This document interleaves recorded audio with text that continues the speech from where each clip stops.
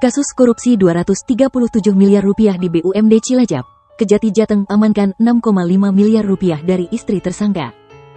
Kejaksaan Tinggi Jawa Tengah, Kejati Jateng, mengumumkan adanya pengembalian uang sebesar 6,505 miliar rupiah dari kasus korupsi yang melibatkan BUMD Cilacap, PT Cilacap Segara Arta, CSA, yang mencapai 237 miliar rupiah.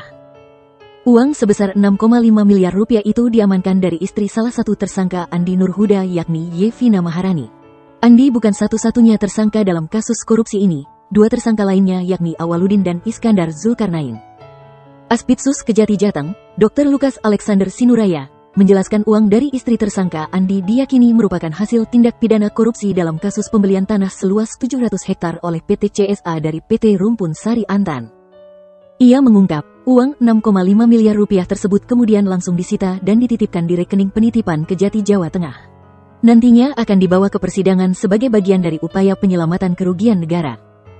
Lebih lanjut, ia menegaskan bahwa pengembalian dana ini bukan berarti menghapus tindak pidana yang dilakukan. Proses hukum tetap berjalan terhadap para tersangka. Pengembalian dana hanya menjadi salah satu bukti keseriusan penyidik dalam mengamankan aset negara, kata Lukas, dalam keterangan pers, Senin, tanggal 25 Agustus tahun 2025.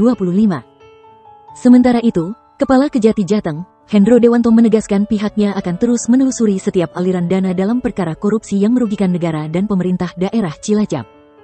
Menurutnya, pengungkapan kasus korupsi dengan nilai fantastis ini menjadi prioritas, karena menyangkut keuangan daerah dalam jumlah sangat besar. Kasus ini melibatkan kerugian negara hingga ratusan miliar rupiah. Kami tidak akan berhenti sampai semua fakta terbongkar. Pengembalian 6,5 miliar rupiah hanyalah sebagian kecil dari total kerugian 237 miliar rupiah yang sedang kami kejar, katanya. Pihaknya menegaskan komitmennya bahwa seluruh barang bukti yang berhasil diamankan akan dijadikan dasar dalam persidangan, guna memastikan pertanggungjawaban hukum para tersangka.